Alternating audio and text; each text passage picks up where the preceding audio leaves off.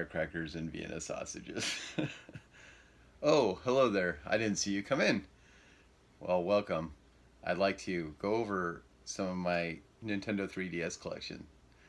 Over the years, I've enjoyed gaming. Nintendo is a big staple of that. The 3DS was one of my smaller collections, but also my newer collections. So I just want to start there. Got to start somewhere, right? Let's start small. So first off, the 3DS, it came out in 2011. I didn't really purchase it back then. It was $250 when it launched. Good system, but I usually like to wait a little bit till they go down in price and after the revisions happen. So I had the first little small original model, the teal version. I ended up giving that to my cousins as games they grew up, and I got a new, the new system, the new DS XL or 3DS XL, and then eventually the new 3DS XL, which is this one, the added thumbstick, increased process power. I really like this version of it. It's got a large screen.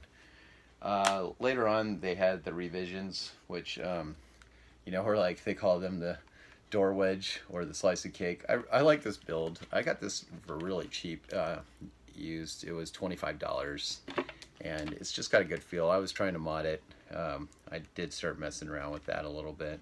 I found this beauty too. This white version, totally clean. I like the back, the design. This one, I don't know if I showed the design. It's cool, Nintendo red. So let's hold those both up there. These are nice looking systems. They're interesting because they kind of have a solid feel to them. The screen is completely flat there, as opposed to typically you get the angle on this version.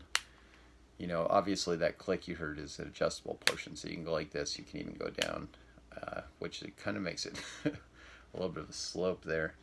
So this just puts it at a decent flat angle. I like that model. Later came out with the new 2DS XL, which is a good version.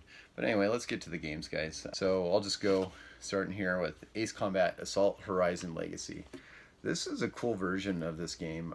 It has amiibo support where you can scan your amiibos and it'll give you different skins for your planes. Like you can have a Luigi plane, a Princess Peach plane.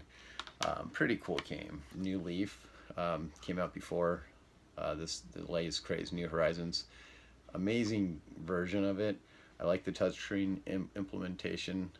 Being able to pick up fruit off the ground just by like double tapping and having all of that come up in your inventory at once was amazing. One of the games, I don't normally buy digital, but I also bought this digitally, and because it'll never leave your system when you have it. Same thing's happening with my Switch version. Next, I have Bravely Default. This is an amazing RPG, harkening back to the old school. I haven't gotten super far in this. It's kind of difficult. I'm not very good at RPGs, unless you can just grind, and I have started grinding on it, but anyway, Bravely Default, if you're into RPGs. This was made by Square Enix, the King's Legends. Bravely Second. This is obviously the sequel. It was a good price, $8.99. I have not started this yet because I want to finish Bravely Default, but picked it up. This game, Code of Princess, hack and slash game, 3D, 3 planes, I believe. I haven't opened this version. Good game nonetheless. This found it at a good price. A lot of my games I like to bargain hunt for, so if I see it at a good price, read good reviews on it, I'll go and pick it up. Same thing with this game, codenamed Steam. You guys have probably seen this everywhere. Turn-based strategy where you can actually like play as Abe Lincoln. So this game I haven't played. Few people play it. It gets good reviews. It's super cheap. So if you happen to see it and you like those turn-based, get it, play it, for the love of God. Game developers, they just want their games to be played, and whoever developed codenamed Steam, unfortunately, is just not getting the gameplay. Kind of like Project X, I think, with the perfect idea, Street Fighter, and the other characters, but I just don't see people playing that game either. Next we got Fire Emblem Awakening. This was the first on this 3DS of the series. Awesome turn-based strategy. I also was playing with permadeaths, so I ended up dying multiple times. I was trying to be purist and play it that way, but I might have to go back and just play it like on an easier mode. Fire Emblem Warriors, I just picked this up from GameStop. They had it on a sale going, where if you bought like 5, you got 50% off. The Warriors series is, you know, good old hack and slash, action-oriented games. I had to pick it up. Well, let's stay in alphabetical order because we don't want to get triggered for our continuity here.